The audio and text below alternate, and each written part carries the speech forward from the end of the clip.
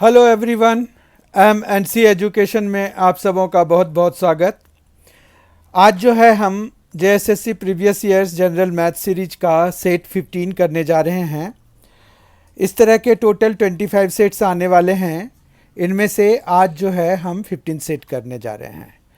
तो आइए इस सेशन की शुरुआत करते हैं। आज का जो क्वेश्चन पेपर है मैंने लिया है झारखंड सब इंस्पेक्टर दरोगा पीटी एग्ज़ाम से, जो कि झारखंड कर्मचारी चयन आयोग द्वारा आयोजित किया गया था। और इसका डेट जो है वो इन बिटवीन 25 अगस्त 2017 से लेकर 6 सितंबर 2017 के बीच है।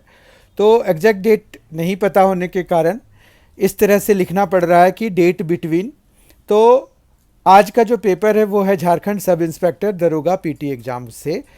आज उस किसी एक सेट के जो 20 क्वेश्चंस आते हैं तो वो 20 के 20 क्वेश्चंस हम डिस्कस करने जा रहे हैं। पहला क्वेश्चन है आज का, if the ratio of volumes of two given cubes is 8:1, what is the ratio of its sides. देखिए यहाँ पर क्या उन्होंने कहा है कि वॉल्यूम्स का रेशियो दिया हुआ है, ठीक है। तो वॉल्यूम्स का रेशियो मतलब V1/V2 दिया हुआ है, वो दिया हुआ है 8:1। अब V1 के लिए हम ये मान लेते हैं कि x1 है पहले वाले क्यूब के किसी एज की लेंथ, तो x1 क्यूब वॉल्यूम तो यही होता है एज क्यूब। उसी तरह से दूसरे वाले का x2 क्यूब हो जाएगा और वो है 8/1। तो अगर आप देखें तो इसको हम x1/x2 का होल क्यूब लिख सकते हैं और इसको हम 2/1 का होल क्यूब लिख सकते हैं। तो इस तरह से हमें इन्होंने कहा है what is the ratio of its sides. तो रेशियो 2:1 आ जाएगा जब हम x1/x2 की वैल्यू निकालेंगे तो इट इज़ 2/1।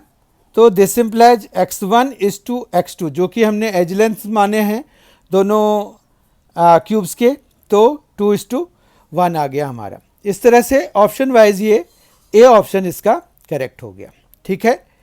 चलिए क्वेश्चन नंबर 2 देखते हैं। क्वेश्चन नंबर 2 है, if each interior angle of a regular polygon is 5/4 times of each angle of a regular hexagon, then what is the number of sides in the polygon. अब देखिए polygon में हम पहले से suppose कर लेते हैं कि there be n number of sides. तो जो ASP के हिसाब से जो रेगुलर पॉलीगन के एक एंगल का, इंटीरियर एंगल का जो मान होगा, जो वैल्यू होगी, वो n-2 इंटू 180/n होगा। और ये कह रहे हैं कि इक्वल टू है 5/4 times of each angle of a regular hexagon. अब हेक्सागन रेगुलर है तो 6-2 इंटू 180/6 इसके नंबर ऑफ साइड्स होंगे, ठीक है। इतना समझ में आ गया।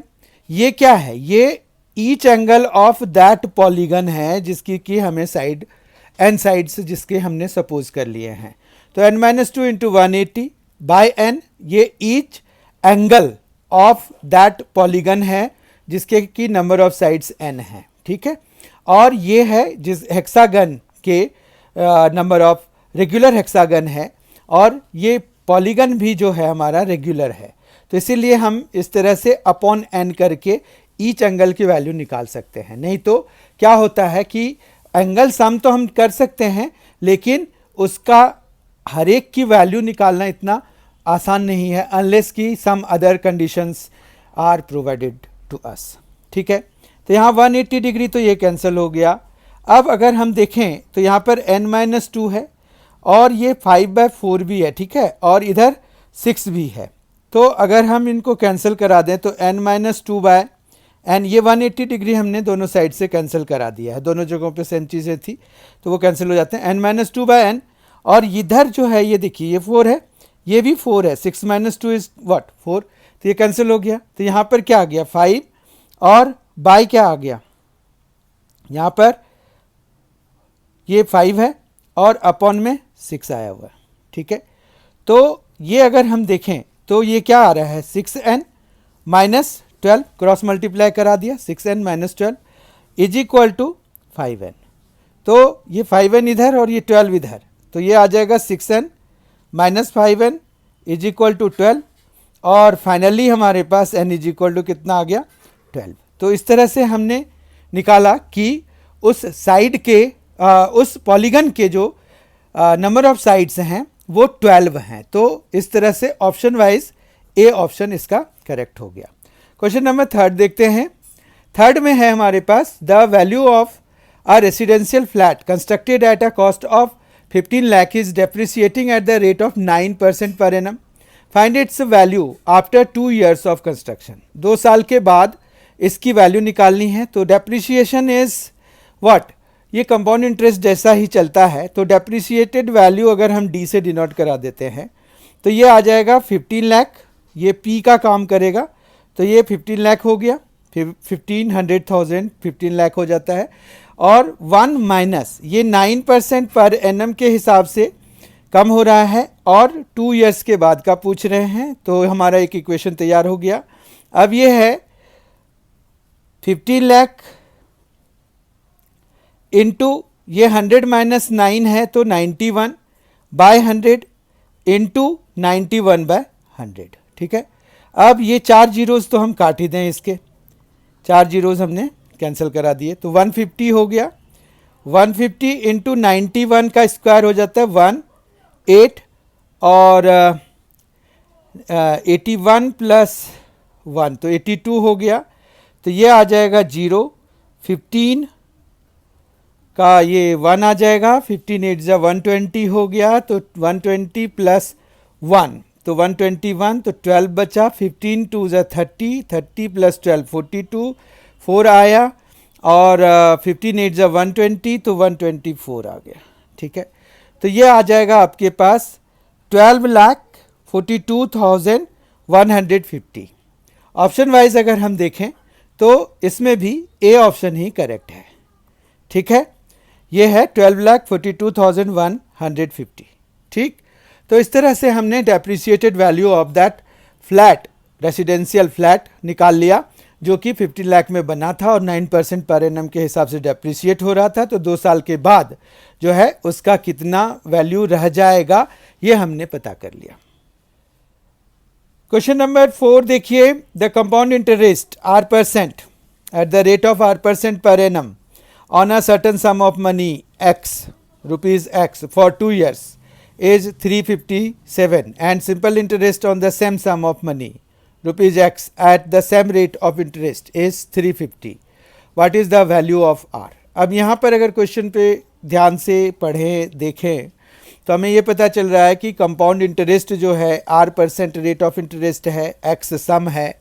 तो कंपाउंड इंटरेस्ट अगर हम निकालेंगे तो x 1 प्लस आर बाय 100 और कितने साल में, तो 2 साल में, और ये पर एनम का ही है तो वो जो है ये कंपाउंड इंटरेस्ट है। ठीक है, तो यहाँ पर हमें माइनस एक्स भी करना पड़ेगा क्योंकि ये अमाउंट का फॉर्मूला है, आपको पता होगा दिस इज़ अमाउंट।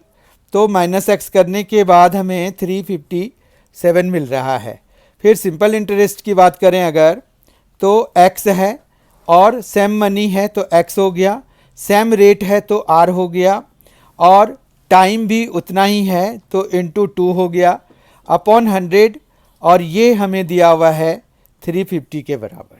अब बात ये है कि हमें इनको सॉल्व करना पड़ेगा to obtain the value of R. उसके लिए हम क्या कर सकते हैं, तो यहाँ पर अगर देखिए आप तो ये क्या है, x कॉमन ले लेते हैं तो हमारे पास यहाँ पर 1 प्लस आर बाय 100 है तो हम इसको 1 plus R square by 100 square, ठीक है, और प्लस 2r बाय 100 लिख सकते हैं।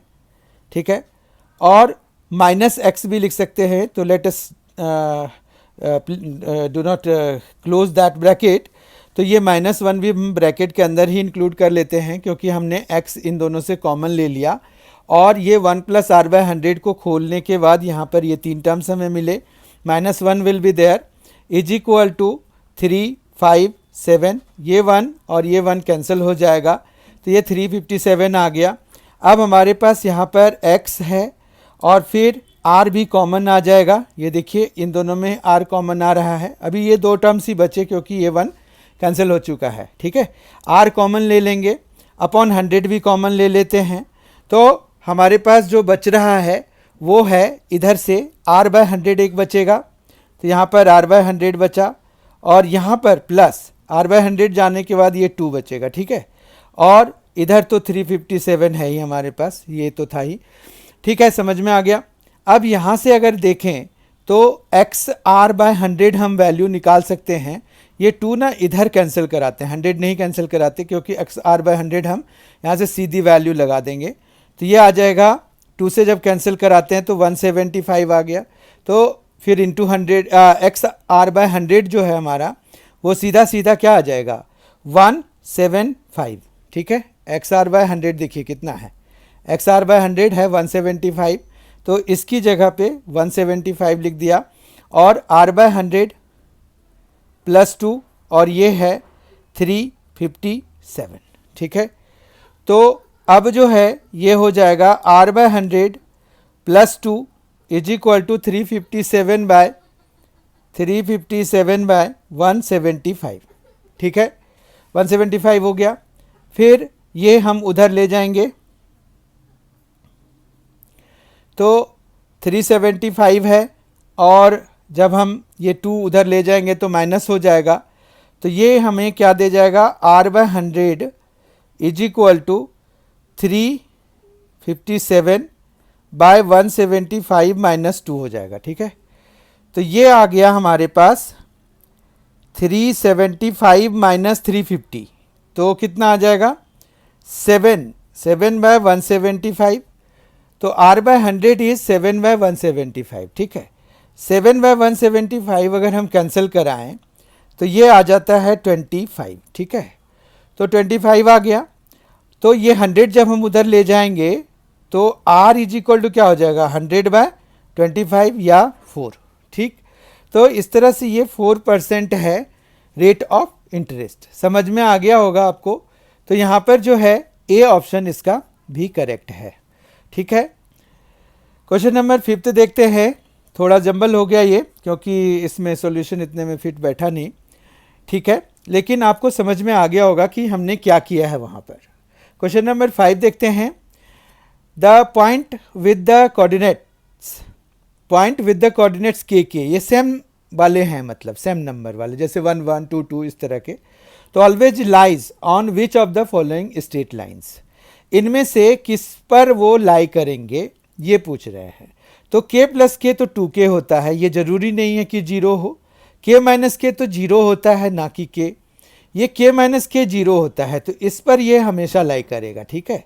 इन any case it is going to lie on this line, ठीक है, k मतलब सेम पॉइंट वाले, जैसे 1 1 लाई करेगा, 2 2, -1 will also lie over it. और x is equal to k पे तो लाई करेगा, लेकिन ये हर एक वैल्यू के लिए नहीं करेगा, ठीक है बात। तो क्योंकि y की वैल्यू चेंज, मतलब हमारे पास जैसे 3 हो जाए तो y की वैल्यू हमारे पास यहाँ पर अकोमोडेट कराने के लिए है नहीं, तो इसीलिए इसका जो करेक्ट ऑप्शन है वो सी है। कंसेप्चुअल क्वेश्चन था ये। क्वेश्चन नंबर 6 देखिए। अ tape recorder when sold for 19,200 फेचेज 20% profit, ठीक है। तो टेप रिकॉर्डर अगर है हमारे पास, तो उसका कॉस्ट अगर हमने x ले लिया तो 20% प्रॉफिट हो जाता है 19,200 पे बेचने पे। इसका मतलब ये हुआ कि अगर हमने कॉस्ट प्राइस x लिया तो 1.20 इंटू एक्स की वैल्यू है कितनी, 19,200, ठीक है। यहाँ से आपको सीधा सीधा, क्योंकि ये 1 प्लस 20% ऑफ x, मतलब x plus 20% of x is 1.20 लिख सकते हैं हम इसको। तो x इज इक्वल टू क्या आ जाएगा, 192, फिर 00 है, और अपॉन में 1.2। ये डेसिमल के बाद जो 0 लास्ट में होता है उसका कोई ख़ास मीनिंग नहीं है, ये हटा दीजिए, यहाँ 0 आ जाएगा। अब 12 से अगर हम इसको कैंसिल कराते हैं तो 1, ठीक है, तो यहाँ 7 आ गया, फिर 6, और फिर मतलब कॉस्ट प्राइस 16,000 है इसका। अब 16,000 अगर कॉस्ट प्राइस है तो what would be the percent profit loss profit या लॉस और स्लैश है। If 105 such tape recorder are sold at a wholesale price of 16,500। अब देखिए इसका कॉस्ट प्राइस तो 16,000 है, बेच कितने में रहे हैं 16,500 में। ये 105 के लिए हमें कुछ नहीं करना है क्योंकि परसेंटेज निकालना है ना, तो वो ईच है, तो एक में जितना परसेंटेज होगा वही आपका 10 पे होगा, वही आपका 105 पे होगा। तो हमें उसके लिए ज़्यादा सोचने की ज़रूरत नहीं है। बेसिकली अगर हम देखें तो यहाँ पर प्रॉफिट कितना हो रहा है, प्रॉफिट हो रहा है 500 का, ठीक है। अगर हमें प्रॉफिट परसेंट निकालना है तो हमें 500 बाय 16,000 इंटू 100 कराना पड़ेगा। तो ये दो जीरोज हम यहाँ कैंसिल करा देते हैं, एक जीरो यहाँ कैंसिल करा देते हैं, और 50 है तो ये 25 हो जाएगा, ये 8 हो जाएगा। तो यहाँ पर कितना आ रहा है 3, फिर 1 आया तो पॉइंट, फिर यहाँ पर 125, ठीक है 125, तो 3.125% का प्रॉफिट हो गया उसको, क्योंकि 500 रुपीज़ का प्रॉफिट हो रहा है, ठीक है। तो बी ऑप्शन इसका करेक्ट हो गया। 7th क्वेश्चन देखते हैं। The population of a village is 1,20,000, it increases by 5% during the first year. अब यहाँ पर देखिए ये क्या है ना कि फर्स्ट ईयर में 5% बढ़ रहा है, during the second year it decreases bye 5% and increases by 10% during the third year.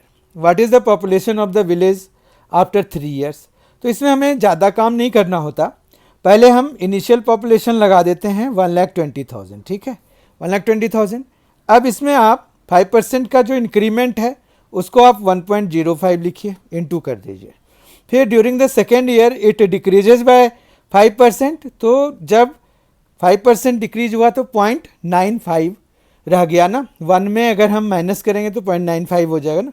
1 में हमें कितना माइनस करना है 0.05, ठीक है 0.05 जिस तरह से हमने ऐड किया 1 में इंक्रीमेंट के लिए, डिक्रीमेंट के लिए 0.05 हम सब्ट्रैक्ट कराएंगे, जबकि 10% के लिए हमें इंक्रीमेंट है तो हमें 1.1 लिखना पड़ेगा, 1.10 होगा। लेकिन अभी आपको बताया पिछले क्वेश्चन में ऐसा सिचुएशन आया था जब हमारे पास क्या था कि वो लास्ट में जीरो था, डेसिमल के सबसे एक्सट्रीम राइट पे अगर जीरो होता है तो वो कोई खास मायने नहीं रखता हमारे लिए। तो यहाँ पर देखिए आप करेंगे क्या, यहाँ पर 2 डेसिमल है, इसको हटा दीजिए, यहाँ से 2 जीरोज हटा दीजिए, ठीक है। यहाँ से भी 2 हटा दीजिए, 2 डेसिमल है तो 2 जीरोज और हटा दीजिए, ठीक है। अभी इसके लिए वेट कर लेते हैं। यहाँ पर ये 12 आ गया है, 105 है, तो 12 और 105 अगर कराएंगे तो ये आ जाएगा 1260, ठीक है। 12 into 105 will give us 1260 into ये है 95 इंटू 1.1, ठीक है 95 इंटू 1.1। अभी जो है अब 95 को मल्टीप्लाई कराएंगे, उससे पहले ये डेसिमल देखिए 1 प्लेस पे है ना, तो इसको हटा दीजिए और एक जीरो और हटा दीजिए। अब हमारे पास 126 इंटू 95 इंटू 11 है, तो हम पहले इन दोनों को मल्टीप्लाई करा लेते हैं। तो 126 इंटू 95 को जब हम मल्टीप्लाई कराते हैं तो ये आ जाएगा 30, ठीक है 3, ये 60 तो 63 हो जाएगा, 9 से 54, 5 कैरी हो गया, और 12 9 से 108, और 12 अगर हमने कैरी किया है 5 अगर हमने कैरी किया है और 12 9 से 108 हुआ, तो 108 प्लस 5 113 हो गया, ठीक है। तो ये इतना आ गया 07911, ठीक।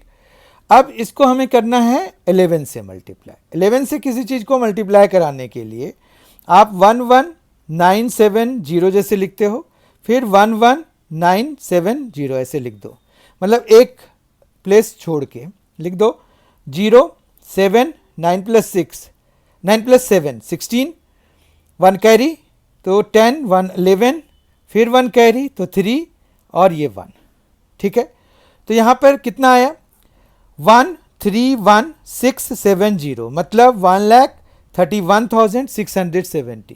इस तरह से अगर हम देखें तो डी ऑप्शन हमारा इस क्वेश्चन के लिए करेक्ट हो जाता है, ठीक है। Let us now solve question number 8.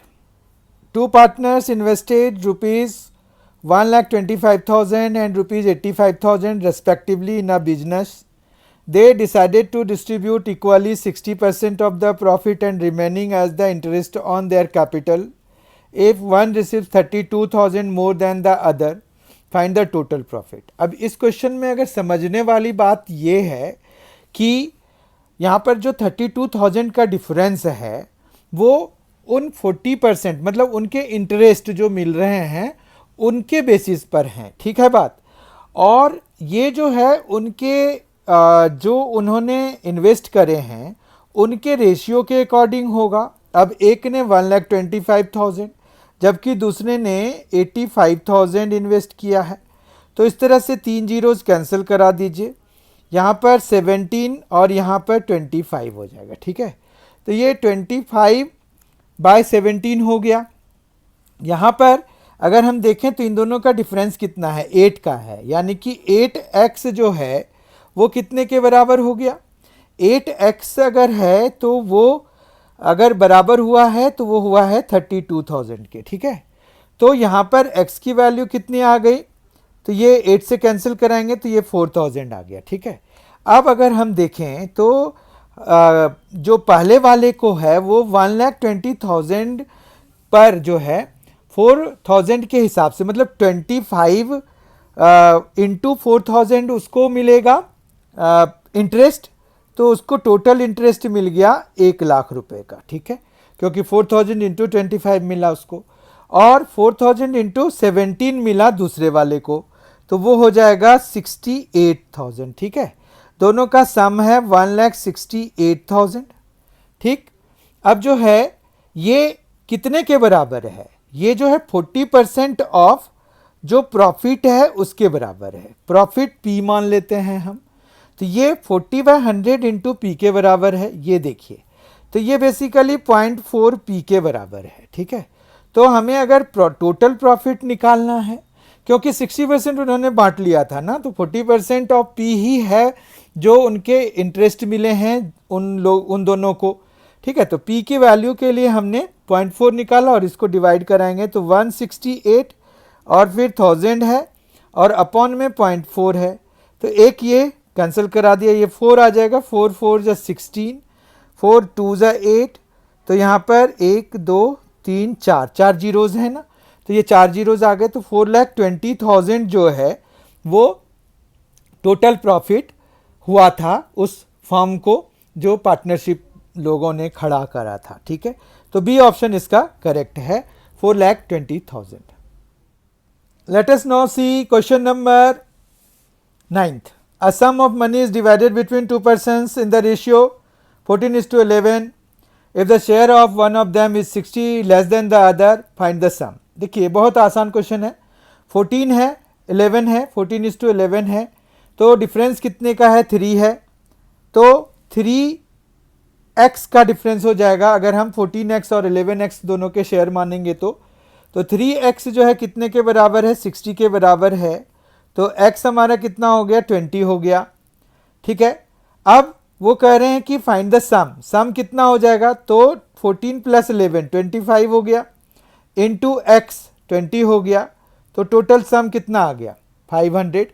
तो इस तरह से इसका डी ऑप्शन करेक्ट हो जाएगा, ठीक है। क्वेश्चन नंबर 10 देखते हैं, ये है how many seconds will a train, how many seconds will a train 200 meter long running at a rate of 45 km per hour take to pass a certain telegraph post, ठीक है। तो यहाँ पर 200 metre long है, train की length 200 metre है, ठीक है। तो ये कितना लगेगा इसको पार करने में, तो 200 मीटर बाय यहाँ पर टाइम अगर हम लिख दें बाय स्पीड, तो 45 किलोमीटर पर आवर है, इसको मीटर पर आवर में चेंज करने के लिए हम जो है 5/18 से मल्टीप्लाई कराते हैं, ठीक है। ये मल्टीप्लाइंग फैक्टर है किसी भी किलोमीटर पर आवर वाले को मीटर पर सेकेंड में चेंज करने के लिए, ठीक है।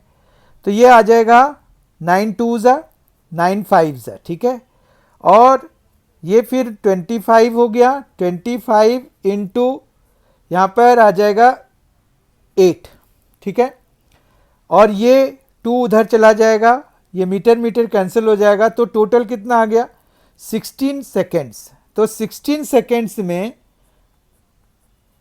ये ट्रेन जो है 200 मीटर लॉन्ग जो है वो 45 किलोमीटर पर आवर के स्पीड से रन करते हुए एक टेलीग्राफ पोस्ट जिसकी की लेंथ हमने नेग्लिजिबल माना है as compare to the train, तो वो जो है 16 सेकेंड्स में पार कर जाएगी, ठीक है। क्वेश्चन नंबर 11 देखते हैं। इसमें है कि triangle, in triangle A B C angle B is 90 degree if A B is 40 centimetre. यहाँ पर यह है कि एक ट्रायंगल है, ए बी सी है, ये राइट एंगल है बी पे, ए बी जो है हमारा 40 सेंटीमीटर का है, बी सी जो है 30 सेंटीमीटर का है, तो पैथागोरियन ट्रिपलेट के हिसाब से ए सी हमारा 50 हो जाएगा, ठीक है। तो अब हमें कॉस सी चाहिए, यानी कि ये चाहिए cos C is equal to हो जाएगा B C by A C, B C by A C हो जाएगा। अब बी सी जो है वो है 30 और ए सी है 50, ठीक है, ये कैंसिल हो गया, ये 0.6 आ जाएगा। बी ऑप्शन इसका करेक्ट हो गया। समझ में आ गई होगी बात। ये ट्रिगोनोमेट्री से रिलेटेड क्वेश्चन था। 12th क्वेश्चन देखते हैं। Aditya is as much younger to Vishal as he is older to Carol. अब यहाँ पर अगर हम देखें एक रिलेशनशिप इस तरह से कि कैरोल सबसे छोटा हो गया और आदित्य जो है बीच में, और विशाल जो है, विशाल से x ईयर्स छोटा है आदित्य और आदित्य से x ईयर्स छोटा है कैरोल, ये हम सपोज कर लेते हैं, ठीक है। तो अब ये बात हो गई कि आदित्य की एज जो भी है, फिर यहाँ पर कह रहे हैं if the sum of the ages of Carol and Vishal, तो कैरोल की एज कितनी होगी, तो आदित्य की एज हम ए ही मान लेते हैं, तो इसकी एज कितनी हो जाएगी a माइनस एक्स, ठीक है बात। और v की एज कितनी हो जाएगी a प्लस एक्स, क्योंकि ये आदित्य से x ईयर्स बड़ा है, ठीक है। फिर दोनों का सम अगर हम कराएंगे तो वो 2a है, ठीक है, और वो किसके बराबर है 54 ईयर्स के बराबर, तो a कितना हो गया 54/2 के बराबर, तो ये आ गया 27 ईयर्स, ठीक है। तो आप देखिए आंसर में सी ऑप्शन इसका करेक्ट है। क्वेश्चन नंबर 13 देखते हैं। The average earning of a mechanic James Bond for the first 4 days of a week is 280। Average है ये, ठीक है, फर्स्ट 4 days का एवरेज है। तो मान रखिए 1 2 3 4 5 6 7 days है ना हमारे पास, फर्स्ट 4 का एवरेज है 280, तो 4 इंटू 280 इस दौरान टोटल कमाई हुई इसकी। फिर ये करें कि लास्ट 4 days का जो एवरेज है वो 420 है, तो ये भी 420 इंटू 4 होगा, ठीक है।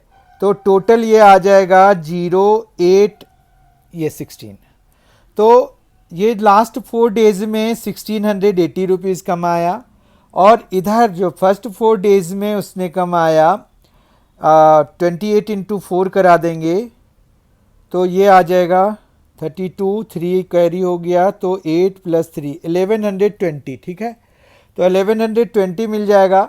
अब फिर पूछ रहे हैं कि what is his average earning for the whole week of 7 days, जबकि if he earns ₹300 on the 4th day. तो हम क्या करते हैं, ये 4th डे तो इधर भी इंक्लूडेड है और इधर भी इंक्लूडेड है, तो इनमें से एक माइनस कर देते हैं 300, ठीक है। तो 300 माइनस कर दिया तो ये आ गया 820, ठीक। तो total earning for the 7 days हमारे पास इनको ऐड करके आ जाएगा 1680 और 820 को, तो ये 0 0 और ये आ गया 5, ये आ गया 2, 2500 हो गया। तो 2500 हो गया, तो 7 days में एवरेज हमें कह रहे हैं ना, तो एवरेज अगर हमें निकालना है तो वो हो जाएगा 2500/7, तो ये आ जाएगा 7 3 जा 21 हो गया, 4 तो 7 5 जा 35, 50 7 7 जा 49, 1 हो गया, फिर यहाँ 1 तो 3, फिर यहाँ पर 4, तो ये आ रहा है 357.14, तो इस तरह से बी ऑप्शन इसका करेक्ट है। ठीक है, तो क्वेश्चन नंबर 13 में हमारे पास जो एवरेज निकालना था वो निकल गया। फिर अब ये देखिए, ये अलजेब्रा का क्वेश्चन है।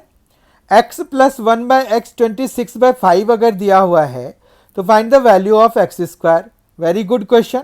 अब यहाँ पर ये एक्स स्क्वायर प्लस 1/x भी लिख सकते हैं हम इसको। ठीक है, और वो किसके बराबर है? 25/5 के बराबर, 26/5 के बराबर। अब अगर हम इसको प्लस 1 की फॉर्म में लिखना चाहते हैं तो ये क्या आ जाएगा? 25 प्लस 1/5। ठीक है, तो अगर हम x को हिट एंड ट्रायल से देखिए, x इज इक्वल टू 5 है ना, तो यहाँ से हमें x की वैल्यू 5 आ रही है। ठीक बात है, लेकिन अगर हम x की वैल्यू 5 ना लेके 1/5 लेंगे तो भी हमें यही आंसर आएगा। आप देखिए कैसे, यहाँ पर हम जो है ये क्या करते हैं, इसको इस तरह से नहीं लिख के 26/5 ही रहने देते हैं। यहाँ पर 5 से क्रॉस मल्टीप्लाई कराइए, 5x² plus 5 is equal to 26x हो जाएगा। ठीक है, तो ये आ जाएगा 5x² minus 26x plus 5 is equal to 0। ठीक है, तो ये आ जाएगा 5x² minus 25x minus x plus 5 is equal to 0। फिर यहाँ पर 5 अगर हम कॉमन ले लेते हैं 5x, तो यहाँ पर क्या आ जाएगा? x माइनस 5, माइनस 1 कॉमन ले लेंगे तो भी x माइनस 5 आएगा, इक्वल टू 0 हो गया। अब देखिए यहाँ से दो वैल्यूज़ मिल रही हैं हमारे पास। एक तो 5x माइनस 1 को इक्वेट करने से आएगा 0 से, और दूसरा x माइनस 5 को, तो x माइनस 5 से तो 5 आएगा, वो तो ऑप्शन में है नहीं। जब आप 5x माइनस 1 को कराएंगे तो x इज इक्वल टू क्या आ जाएगा? 1/5, दूसरा वाला आएगा 5, तो 1/5 हमें आंसर दिया हुआ है, तो हम 1/5 और x स्क्वायर निकालना है, तो 1/5 का स्क्वायर कितना हो जाएगा? 1/25, तो बी ऑप्शन इसका करेक्ट हो जाएगा। ठीक है, क्वेश्चन नंबर 15 देखते हैं। क्वेश्चन नंबर 15 जो है वो है ट्रिगोनोमेट्री से रिलेटेड। इसमें सिर्फ वैल्यूज़ लिखनी है, हमें ज़्यादा काम करना नहीं है। 2 है cos square 45 degree, cos 45 degree होता है 1/√2।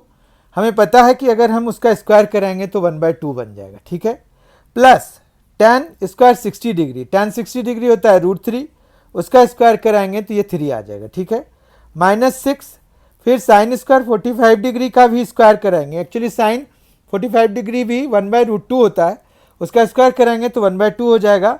tan 30 डिग्री 1/√3 है, उसका स्क्वायर कराएंगे तो 1/3 आ जाएगा। ठीक है, अब इस तरह से हम इसको सॉल्व करेंगे तो यहाँ पर ये 2 इंटू ये एलसीएम लेंगे तो 7/2 आ गया, 2 कैंसिल हो गया, -6 इंटू ये 1/6 आ जाता है, 1/2 माइनस 1/3 1/6 होता है, 6 कैंसिल हो गया, तो 7 - 1 यानी कि 6 आ गया। ये तो x की वैल्यू आई, तो x माइनस 6 की वैल्यू कितनी आ जाएगी? x 6 है, 6 माइनस 6 तो ये 0 हो जाएगा। तो इस तरह से आपको समझ में आ गया होगा कि ये जो है क्या वैल्यू देगा। ठीक है, क्वेश्चन नंबर 16 देखते हैं। ये पहले 0 है तो इसका देखिए पहले कौन सा ऑप्शन सही है? बी ऑप्शन इसका सही है। ठीक है, तो बी ऑप्शन हमने करेक्ट कर दिया इसका। ठीक है, अब आगे बढ़ते हैं, 16th क्वेश्चन देखते हैं। The diagonals of a rhombus are 14 centimetres and 10 centimetres respectively. मतलब D1 हमें दिया हुआ है 14, D2 हमें दिया हुआ है 10। ठीक, तो find the area of the rhombus. अगर हमें एरिया ऑफ रोम्बस निकालना है that is half D1 into D2, तो ये 1/2, ये 14, ये 10। ठीक है, तो ये आ जाएगा आपका 5, तो ये आ जाएगा 70, तो 70 स्क्वायर सेंटीमीटर, यानी कि ऑप्शन सी इसका करेक्ट है। वेरी इजी क्वेश्चन, मेंसुरेशन से रिलेटेड था ये। Let us do question number 17. In an examination, there are 1600 boys and 2000 girls. 40% of the boys and 60% girls passed the exam. What percentage of candidates failed in the examination? ठीक है, तो यहाँ पर ये है कि 40% of the boys मतलब total 1600 boys हैं, तो 40% मतलब 640 बॉयज़ पास हो गए। 2000 गर्ल्स में 60% मतलब 1200 गर्ल्स पास हो गई, तो टोटल जो है 1840 स्टूडेंट्स पास हुए। आउट ऑफ कितने? आउट ऑफ 3600, तो कितने फेल हो गए? तो 1840 और 3600 माइनस करा देंगे, तो ये आ रहा है 1760। परसेंटेज अगर हमें निकालना है तो परसेंट निकलेगा 1760 बाय 3600 इंटू 100 करने से ये दोनों कैंसिल हो जाएगा। तो यहाँ पर 6 से अगर हमें इसको कैंसिल कराना है तो ये क्या आएगा, यहाँ पर 36 है, 2 से पहले कैंसिल करा देते हैं तो 18 आ जाएगा और ये आ जाएगा 2 8 जा 8 जा, ठीक है 88 हो जाएगा। फिर यहाँ पर 2 से कैंसिल कराते हैं 9 44 हो गया, तो 44 बाय 9 आ गया, तो ये कितना आ जाएगा,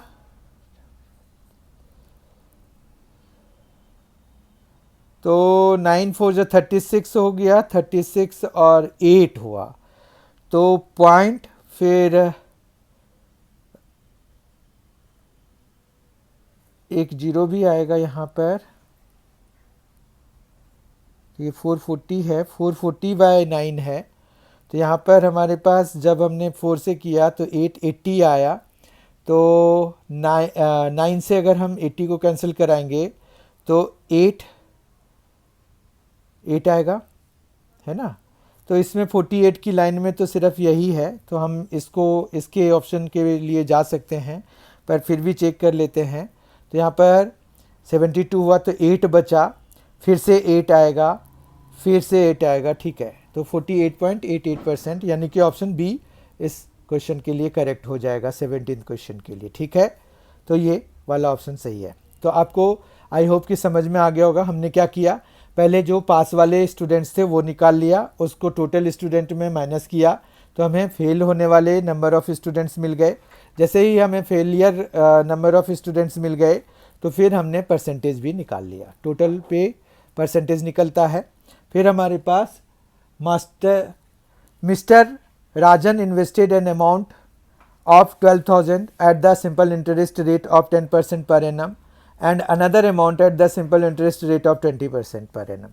अब 12,000 पर तो रेट खोला हुआ है उन्होंने, 12,000 के लिए क्या किया हुआ है 10% पर एनम है, और फिर यहाँ पर 20% the total interest earn at the end of 1 year, तो एक ही है टाइम तो 1 ईयर है, अपॉन 100 ये इंटरेस्ट अर्न जो 12,000 पे मिलेगा 10% के हिसाब से, प्लस अब मान रखो उसने 20% के हिसाब से जो 20% के रेट पर उसने जो अमाउंट इन्वेस्ट किया है वो x है, तो x इंटू 20 इंटू 1 बाय 100, और ये जो कह रहे हैं कि the total interest earned at the end of 1 year on the total amount invested become 14% per annum, मतलब 12,000 प्लस x इंटू 14% हो गया ना, इंटू 1 और अपॉन में 100। यहाँ पर एक अच्छी बात ये है कि आप देखिए ये सारे 100 एक साथ कट जाएंगे, कैंसिल हो जाएंगे, तो यहाँ पर अब देखिए कितना बचा, ये 12,000 है, इंटू 10 कराएंगे तो 1,20,000 हो जाएगा, है ना, प्लस 20x हो गया, इज इक्वल टू यहाँ पर 14 इंटू 12 करा लेते हैं तो ये आ जाएगा 168 और फिर 1000, ये हो गया इन दोनों को मल्टीप्लाई कराने का 12,000 इंटू 14 और प्लस 14x भी तो है ही हमारे पास, ये 14x हम इधर ले आएंगे तो ये 6x हो जाएगा, ठीक है। ये 1,20,000 जब इसमें माइनस कराएंगे तो ये आ जाएगा 48,000, ठीक है। तो x की वैल्यू कितनी आ जाएगी 48,000 डिवाइडेड बाय 6, तो ये आ जाएगा 8,000, ठीक है। तो x की वैल्यू कितनी हो गई, यहाँ पर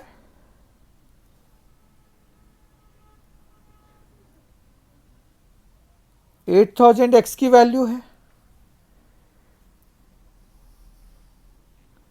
तो टोटल अमाउंट कितना हो गया, तो 12,000 उन्होंने 12,000 10% पे लगाया था, तो ये 12,000 और प्लस ये 8,000, तो टोटल अमाउंट कितना हो जाएगा, टोटल अमाउंट विल बी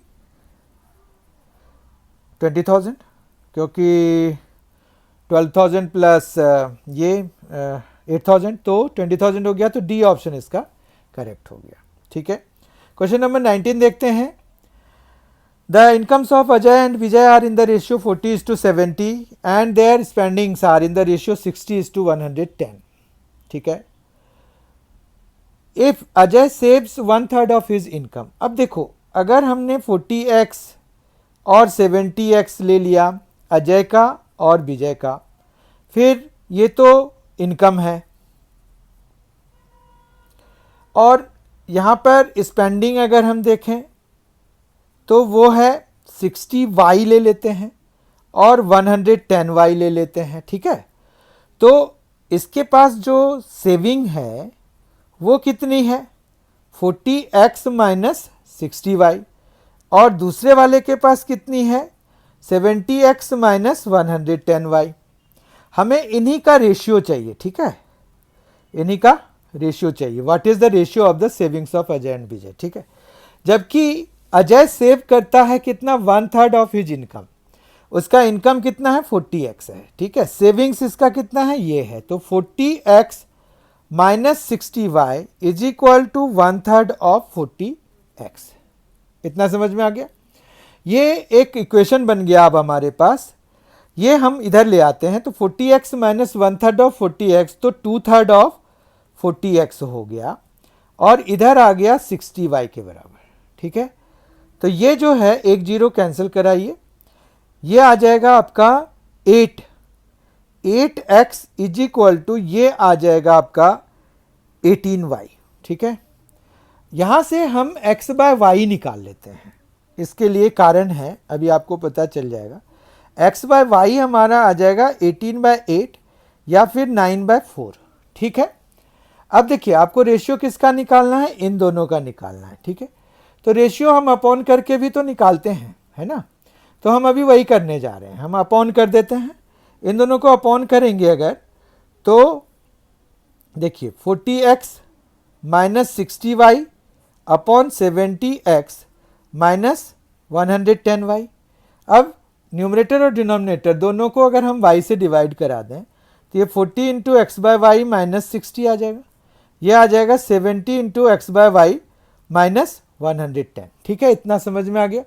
अब हम यहाँ पर x बाय वाई की जगह पे, यहाँ पर x बाय वाई की जगह पे 9/4 डाल देंगे, ये 9/4 आया ना, तो यहाँ पर आ जाएगा 40 इंटू 9/4 माइनस 60। ठीक है, और इधर आ जाएगा 70 इंटू 9/4 माइनस 110। ठीक है, ये 4 से ये 10 टाइम्स में, तो 90 माइनस 60, तो 30 आ गया न्यूमरेटर में।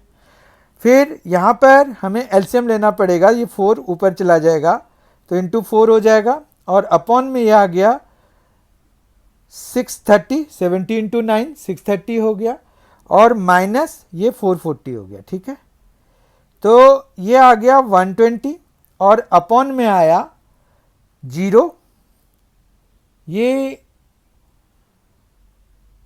9, और ये आया 1। ठीक है, तो यहाँ पर अगर रेशियो वाइज देखें तो क्या आ रहा है, 12 और इज टू 19। ठीक है, ऑप्शन वाइज अगर हम देखें तो ए ऑप्शन इसका करेक्ट हो रहा है। ठीक है, क्वेश्चन नंबर 20 देखते हैं। x varies directly as the square of y and inversely as z। तो यहाँ पर x जो है अगर directly as the square of y and inversely as z हो रहा है, तो हम इसको इस तरह से लिखते हैं कि x is proportional to y square by z, और ये finally x is equal to, यहाँ पर k आ जाएगा जो कि प्रोपोर्शनलिटी कांस्टेंट है, k y square by z हो जाएगा। ठीक है, फिर यहाँ पर इनिशियल कंडीशन दिया हुआ है to get the value of k जो प्रोपोर्शनलिटी कांस्टेंट है, तो let us get that.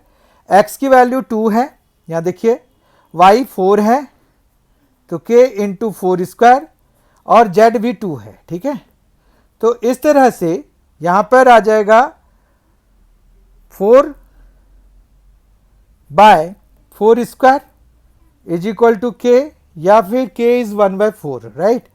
k अगर 1/4 आया हुआ है तो हमारे पास x is equal to, therefore x is equal to क्या आ गया 1/4 into y square by z. अब हमें चाहिए y square is equal to, ये आ गया 4xz। ठीक है, x की वैल्यू और z की वैल्यू दी हुई है, तो 4 इंटू 3 इंटू 3 मतलब 36।